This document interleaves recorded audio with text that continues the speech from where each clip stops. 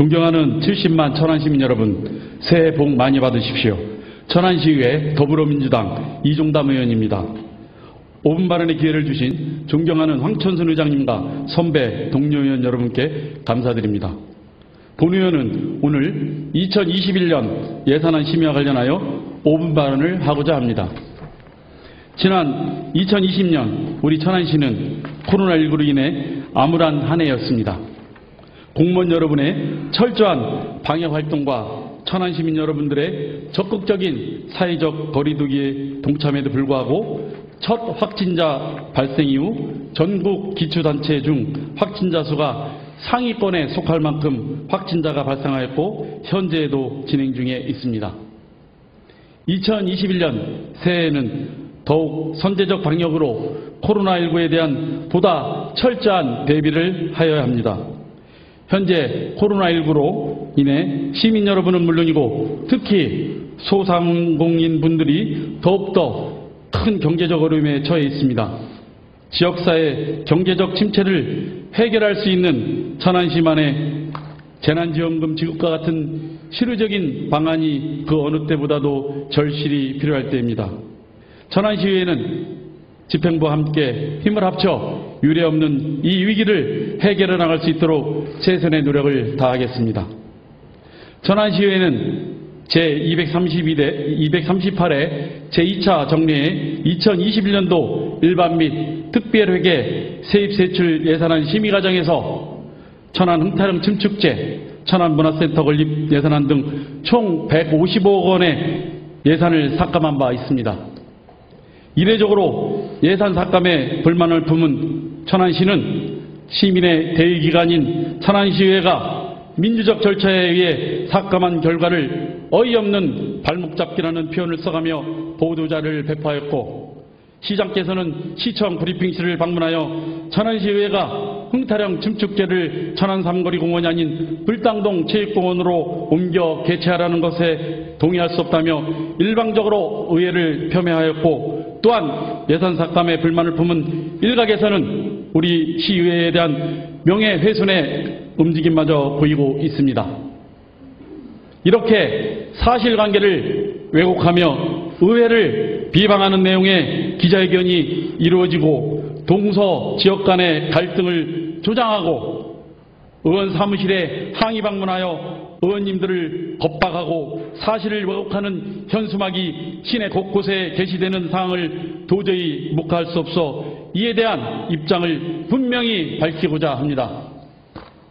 사상 초유의 코로나 사태로 생계를 엿받는 지역 소상공인님과 하루하루 버티고 계신 의료 현장의 고충을 외면한 채 축제 예산 삭감을 단순히 지역 이기주의나 감정적인 대응 논리로 몰아가고 있는 것은 지방자치의 꽃이라 할 수 있는 양수레바퀴의 한 축인 천안시 의회와의 협치를 집행부가 무시하는 처사로 심각한 우려를 표하지 않을 수 없는 상황으로 이런 여론몰이가 계속될 경우 앞으로 집행부와 의회의 협치는 없을 것입니다.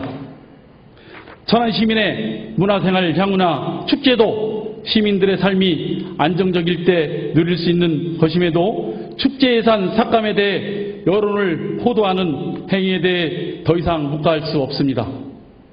천안시는 코로나19 극복을 위해 1,477억 원의 지방채를 발행하는 등 눈덩이처럼 불어나는 부채는 곧 천안 시민에게 부담으로 작용하여 경제 활성화에도 좋지 않은 영향을 미칠 것입니다. 예산은 필요한 곳에 필요한 만큼 수립하고 불필요한 예산은 과감히 삭감하라고 천안 시민의 대의기관인 천안시의회에 주신 천안 시민의 권한임을 우리는 한시도 잊어서는 안 될 것입니다. 또한 천안 흥타령 춤축제의 개최 장소 변경안도 천안시에서 2019년 8월 23일 천안 흥타령 춤축제 2020 개최 장소 변경 계획을 간부들과 모여 수립하였고 2020년 1월 21일 천안시 문화관광과와 천안시 문화재단에서 천안 삼거리 공원에서 천안 시민체육공원으로 옮겨서 개최하겠다고 언론을 통해 공식적으로 발표했던 사안입니다. 마치 지역구 의원이 근거 없이 사견으로 발언한 것처럼 발언의 앞뒤를 자르고 본질을 외면한 채 여론을 마구 왜곡하고 있습니다. 천안시 문화센터 건립사업도 의회 의견 청취 및 협의도 제대로 거치지도 않았고 설립 위치에 대한 충분한 검토와 현 소유주가 수억 원대에 매입한 부동산을 우리 시가 45억 원에 다시 매입하려는 것에 대한 검토도 면밀하게 이루어지지 않았습니다. 어려운 재정 상황 속에서 시민을 대표하여 천안시의 살림살이를 챙기는 우리 천안시의회는 모든 시민들의 복리 증진에 도움이 되도록 예산안을 꼼꼼하게 검토하고 따져야 할 책무가 있습니다. 이에 의원들은 신중하고 합리적인 판단 끝에 예산안을 삭감한 것입니다.